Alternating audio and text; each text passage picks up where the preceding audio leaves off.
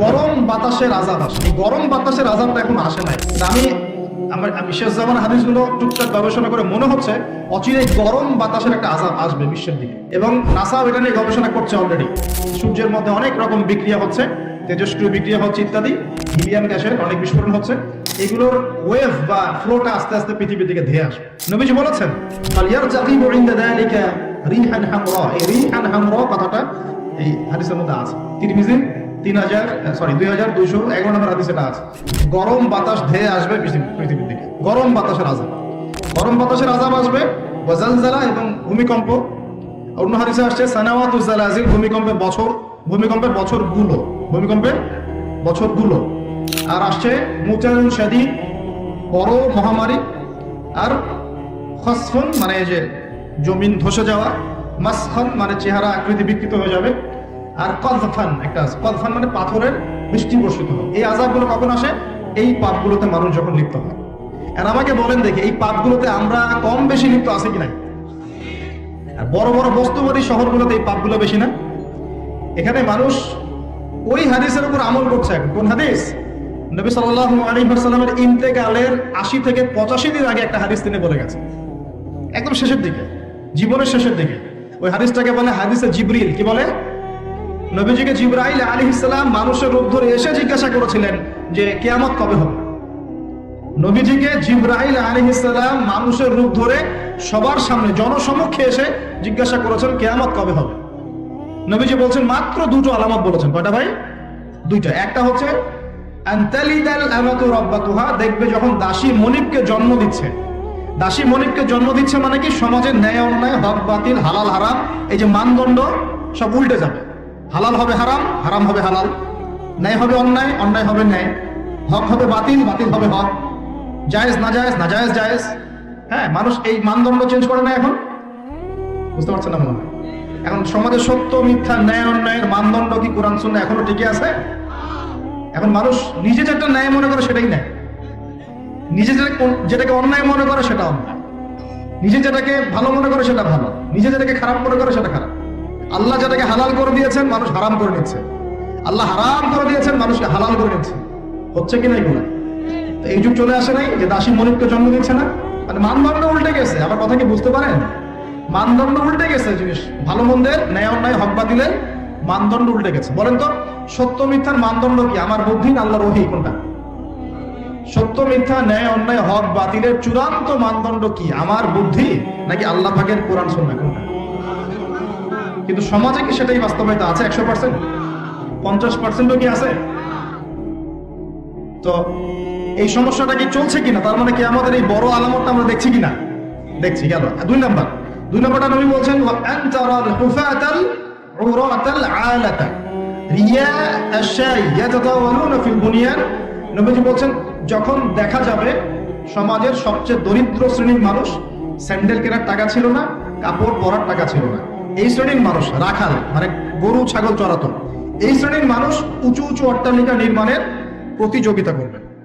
ভালো করে বোঝেন, নবীজি বলছেন না ধনীরা, সমাজের ধনীরা অট্টালিকা নির্মাণের প্রতিযোগিতা করবে। নবীজি এই কথা বলছেন না হাদিসে। নবীজি বলছেন সবচেয়ে দরিদ্র শ্রেণীর মানুষ, রাখাল শ্রেণীর মানুষ, স্যান্ডেল নাই, গায়ে জামা নাই, এরা উঁচু উঁচু অট্টালিকা নির্মাণের প্রতিযোগিতা করবে। হচ্ছে কিনা? কিভাবে সম্ভব এই শ্রেণীর মানুষের অট্টালিকা নির্মাণের কম্পিটিশন করা কিভাবে সম্ভব? এক, সুদের মধ্য দিয়ে; দুই, করাপশন দুর্নীতির মধ্য দিয়ে; তিন, অন্যের সম্পদ আত্মসাৎ করার মতো। এই সমস্যাগুলো চলছে কিনা সমাজে? এরাই যখন 10-20 তলা বিল্ডিং উঠাবে তখন তো আর মানুষকে মানুষই মনে করবে না। বুঝতে পারছেন না মনে হয়? এদের তো কোনো পড়াশোনা নাই, কোনো ব্যক্তিত্ব নাই, কোনো দ্বীনি ইলম নাই, রুচিবোধ নাই, কালচার না, সামাজিক না, এ তো মানে অসামাজিক। এরা যখন, এদের হাতে যখন আপনি সম্পদ চলে যাবে, এরা তো সাধারণ মানুষকে মানুষই মনে করবে না, গরিব মানুষকে কিছুই মনে করবে না, ও মনে করবে আমি সবকিছু। আমরা দেখেছি যার একটা বাড়ি আছে ঢাকায়, ও মানুষকে মানুষই মনে করে না, মানুষকে মানুষই মনে করে না, যে মনে করে আমি শহরের মালিক। হ্যাঁ, কি একটা অবস্থা মানুষের মধ্যে, যে কি অহংকার, কি আত্ম অহংকার, এই দালান কোঠার যে অহংকার। এই সমস্যাগুলো হলে আল্লাহ ভূমিকম্পতে ধসাই দিবেন না? দেখেন নাই কয়দিন আগে কি হলো? গতকালকে যে কোটিপতি ছিল তার পরের দিন রুটি নিয়ে দাঁড়ায় আছে। গতকালকে আইসক্রিম দেখিয়ে করেছে নাচানাচি করে, তারপরের দিন বসে আছে, কিচ্ছু নাই। আল্লাহ পাক এই পাপগুলো দেখে সবর করেছেন, ধৈর্য ধরেছেন। ধৈর্য ধরে একসময় যখন আল্লাহ পাকের আযাব চলে আসছে, একবারে সব সমল উৎপাদিত হয়ে গেছে। আমরা তো কারো দুঃখে খুশি না, বরং এগুলো সারা দুনিয়ার মুসলমানদের জন্য শিক্ষা। সারা দুনিয়ার মুসলমান যে যেখানে আছি আমাদের সবার জন্য এটা শিক্ষা। এই পাপগুলোতে আমরা লিপ্ত হই, আল্লাহ পাক ছাড় দিলেও ছাড়বেন না। আল্লাহ পাক ছাড় দিবেন কিন্তু ছাড়বেন না। মানুষের মধ্যে এখন সম্পদের যে অহমিকা, গরিব মানুষকে মানুষই মনে করে না, খেটে খাওয়া মানুষকে মানুষই মনে করে না। রিক্সাওয়ালা, যারা নিম্নবিত্ত, নিম্ন মধ্যবিত্ত, চা বিক্রি করে, পানের দোকান করে, হালাল খায়, কৃষক, এই মানুষগুলোকে এখন বড় লোকরা মানুষই মনে করে না। যাকাত তো দেয়ই না, যাকাত তো তার উপরে ছিল ফরজ, ওই যাকাত তো দেয়ই না যে এই খাবার তার কাছে পৌঁছাবে। উল্টা কিভাবে তাদের সম্পদ লুটে পুটে খাওয়া যায় সেগুলো। আবার দিলেও যে কত শর্ত, বাপরে বাপ। তো কিছুটা মনের কষ্ট থেকে বললাম কথাগুলো আর কি, যে আসলে আপনি যখন কোরআন এবং সুন্নাহর জ্ঞানী হবেন না, তখন অন্যকে সম্মান দিতে পারবেন না।